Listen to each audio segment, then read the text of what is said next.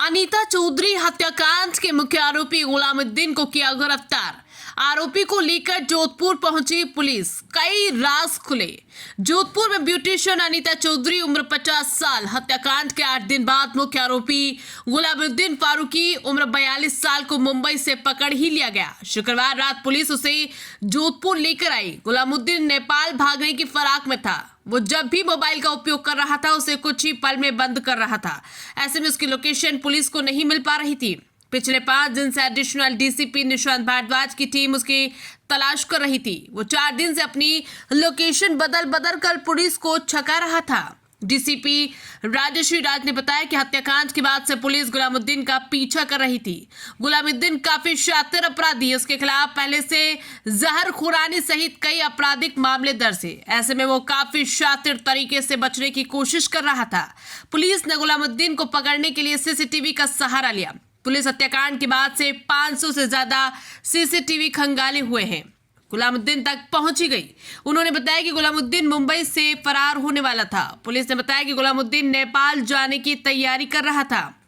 Police को उसके पास से भारत से फरार होने के कई सुराग मिले। डीसीपी ने बताया कि अनीता मर्डर केस की जांच एडीसीपी लेवल के अधिकारी करेंगे। इस मामले में हत्याकांड और शव मिलने के बाद से कई तरह की बात सामने आ रही है। इधर गुलामुद्दीन के पकड़ में आने के बाद पुलिस ने एक बार फिर से कई लोगों को हिरासत में ले लिया है। बताया जा रहा है कि अनीता मर्डर के बाद से गंगाड़ा निवासी गुलामुद्दीन फरार चल रहा था। कुछ फोन लोकेशंस के आधार पर जोधपुर वेस्ट के एडिशनल डीसीपी निशांत भारद्वाज के नेतृत्व में टीम मुंबई गई थी। मुंबई वेस्ट के ज्वाइंट कमिश्नर सत्यनारायण चौधरी के निर्देशन में टीम ने गुलामुद्दीन को एक घर से गिरफ्तार कर जोधपुर पुलिस के हवाले कर दिया। बताया जा रहा है कि जोधपुर पुलिस को मुंबई के एक सीसीटीवी फुटेज से गुलामुद्दीन का सुराग मिला था।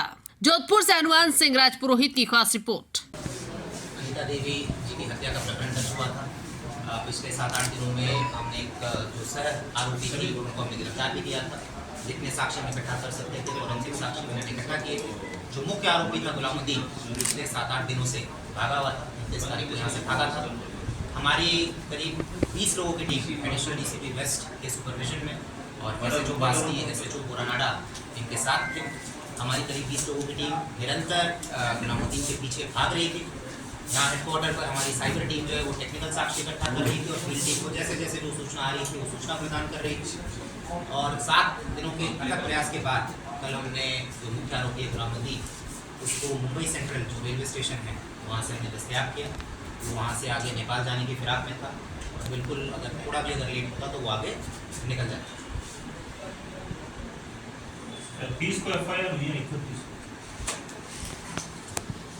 30 के रात की घटना है।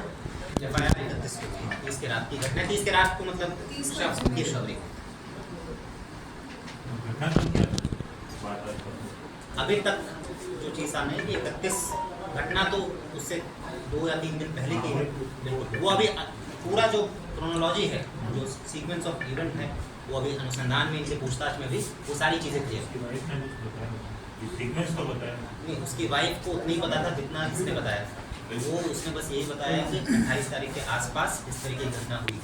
जो उसके पूछताछ में था ये पहले भी बता चुके हैं। बाकी उसके बाद क्या क्या रहा, उसके पहले क्या क्या रहा, किसकी क्या भूमिका रही, किसकी क्या संलिप्तता रही, किस उद्देश्य से किया गया, ये सारी चीज़ें जो है ये अभी अनुसंधान का विषय और अभी पूछताछ करेंगे, इसकी पुलिस कस्टडी लेंगे और जितनी भी चीज़ें हमने अभी तक अनुसंधान की है और इससे जो चीज़ें सामने आएंगी सबको लिंक करेंगे, प्रकरण से लिंक करेंगे और जैसे जैसे जो चीज़ें सामने आएंगी आप लोग। बॉम्बे से 3 व्यक्ति पकड़ के लाया गया या 1 व्यक्ति पकड़ के लाया? एक व्यक्ति, 3 नहीं थे वो, नहीं एक था बस। पक्का ना? इसने आज कल अपने ताऊ जी के लड़के से जब बात की थी, फोन जब चालू हुआ होगा, वो क्या समय रहा होगा? कैसे बात की, क्या बात की, हम इसे कैसे पकड़ कर लाए वो हम बता नहीं सकते हैं, ठीक है। बट मैं अब ये बता सकता हूँ कि जितने भी हम टेक्निकल टूल्स इस्तेमाल कर सकते थे, जो भी हमारे और पास थे, रिश्तेदार कितने इन्वॉल्व हैं? ये सारी चीज़ें अनुसंधान का विषय। किसकी क्या संलिप्तता है एक बार मैं फिर से सबके बेनिफिट के लिए एक बार रिपीट कर रहा हूँ।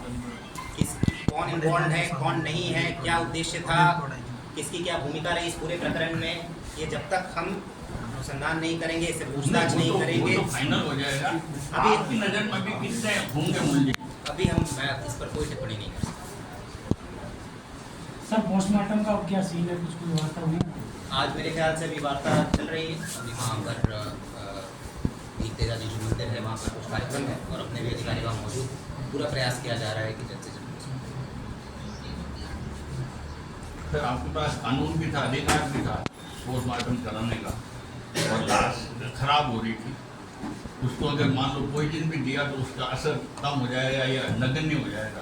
इन परिस्थितियों में आप पोस्टमार्टम करवा सकते थे, क्यों नहीं करवा? देखिए, हमारा यही प्रयास रहता है कि जो पीड़ित पक्ष है, प्रतिवादी पक्ष है, पोस्टमार्टम उनकी उपस्थिति में होना चाहिए, ये औचित्य है। ठीक है, उनकी उपस्थिति में होता है तो कोई आरोप प्रत्यारोप भी नहीं लगते हैं, उनको भी संतुष्टि रहती है कि सब कुछ सही से हुआ है।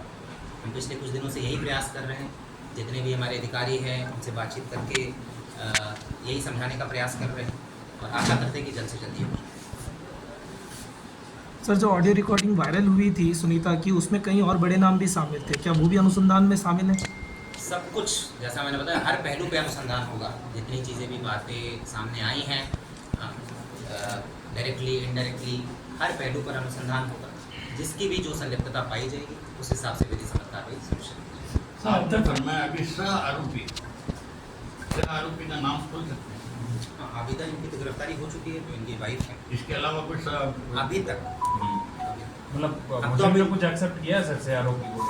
मुलजिम को अभी लेकर आए हैं, अभी इससे पूछताछ होगी, बाकी सारी चीज़ें क्लियर होंगी। सर, इन 7 दिनों में ये चीज़ क्लियर हुई क्या कि हत्या कहाँ हुई थी? जैसे उसे घर में बताया गया